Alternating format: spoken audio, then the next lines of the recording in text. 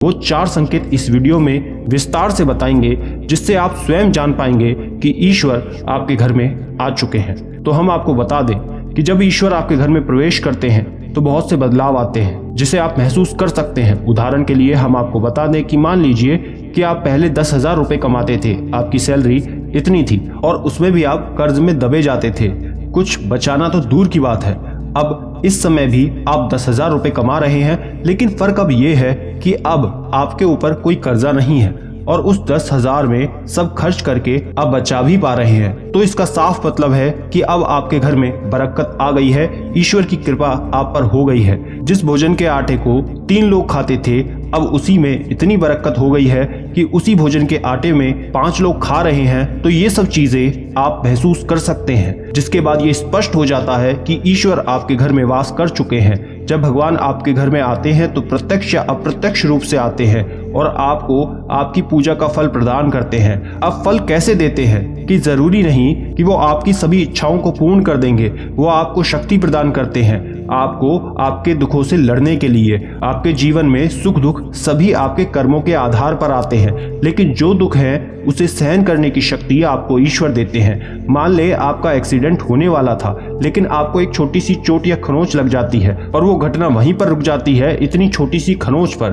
तो इसका सही अर्थ ये है कि ईश्वर आपके साथ हैं, आपकी रक्षा कर रहे हैं। ठीक उसी प्रकार आप बहुत बड़े कष्ट से आप जूझ सकते थे, लेकिन वो आपको नहीं हुई, या आपका पड़ोसी दुख कष्ट में है लेकिन आप उससे बचे हुए हैं, आपके जीवन में वो नहीं है, जिसका अर्थ ये है कि ईश्वर आपके घर में है, आप पर कृपा कर रहे हैं। तो इन सब चीजों से आप ये महसूस कर सकते हैं कि ईश्वर आपके घर में है, जिस पर आपको यकीन करना होगा, क्योंकि आपको बार बार संकेत नहीं मिलेगा, वो 1-2 बार ही मिलेगा, जिसे आपको ध्यान से समझना होगा और उसे समझ ईश्वर की सेवा में और ज्यादा लग जाना है। तो चलिए अब उस संकेत की बात करते हैं। सबसे पहला संकेत ये है कि जब आप सो रहे होते हैं और ब्रह्म मुहूर्त में उठ जाते हैं, आपकी नींद इसी समय खुल जाती है हर रोज।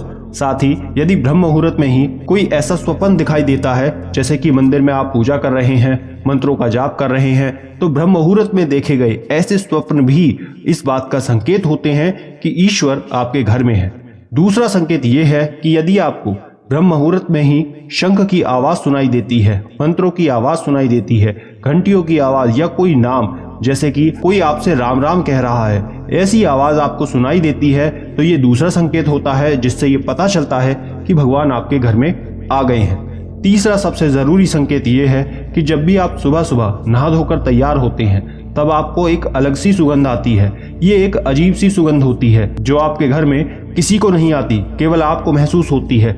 ये ना तो किसी इत्र की सुगंध होती है, ना ही अन्य किसी अगरबत्ती या अन्य किसी चीज की, बस आपको ये अजीब सी महक आती है। ये स्मेल आपके मंदिर घर में से आती है। अब वो घर में जिस जगह होगा वहीं आपको ये महक आती है, और जितना आप अपने घर के मंदिर के पास जाते हैं उतनी आपको महक ज्यादा आती है। ये महक देवी देवताओं की होती है, जिससे ये आपको पता चलता है कि ईश्वर आपके घर में वास कर चुके हैं। अब जो नकारात्मक ऊर्जा होती है, जब इनका घर में आगमन होता है तो आपको घर के भीतर दुर्गंध आने लगती है, लेकिन जब ईश्वर का वास होता है, सकारात्मक ऊर्जा का प्रवेश होता है, तो आपको सुगंध आने लगती है। ये महक बहुत ही अच्छी होती है, प्यारी सी होती है, मीठी सी होती है, जो आपका मन पूरी तरह मोह लेती है। चौथा सबसे बड़ा संकेत, जब भी आप पूजा करने जाते हैं तब उसी समय यदि कोई जीव, यानी कि कुत्ता, बिल्ली, गाय या फिर अन्य कोई भी व्यक्ति, भिक्षु आपके द्वार पर आ जाता है, और ये आपके साथ हफ्ते में 3-4 बार लगातार हो रहा है कि आपके समय में ही वो आ रहे हैं, तो इसका मतलब है कि ईश्वर आपके घर में दस्तक दे रहे हैं, उनका आगमन हो रहा है। क्योंकि जो गाय होती है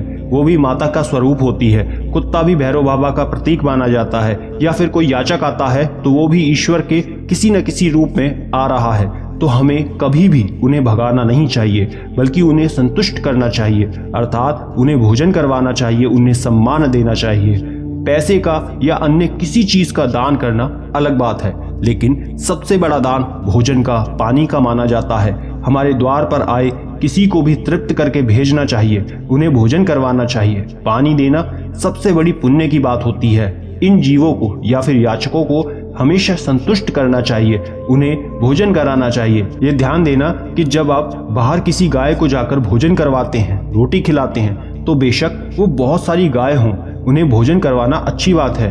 आपको उन्हें कराना चाहिए। लेकिन यदि कोई एक गाय भी आपके द्वार पर आती है और उसे आप अपने घर से भोजन खिलाकर भेजें, तो ये सभी गायों के खिलाने के बदले उस एक गाय को खिलाना सबसे बड़ा पुण्य होता है, क्योंकि आपने उस एक गाय को तृप्त कर दिया। उस एक गाय को तृप्त करना बहुत अहम होता है, इसलिए आपके द्वार पर किसी को भी इस तरह तृप्त करना बहुत पुण्य की बात है, क्योंकि वो तृप्त प्राणी आपको भीतर से सच्ची दुआएं देता है और वो दुआ बहुत प्रभावी होती है। तो बस आपको इन 4 संकेतों पर ध्यान देना है और पूजा पाठ अच्छे से करना है, ताकि ईश्वर सदैव आपके साथ आपके घर में वास कर सकें। अगर आपको ऐसी सारी जानकारियां पसंद आती हैं तो वीडियो को लाइक करें और अपने दोस्तों रिश्तेदारों के हर फेसबुक व्हाट्सएप ग्रुप में शेयर जरूर करें। अपनी जानकारी को और बढ़ाना है तो स्क्रीन पर दिखने वाली वीडियोस को भी एक बार जरूर देख लें। मिलते हैं हम आपसे अगली वीडियो में।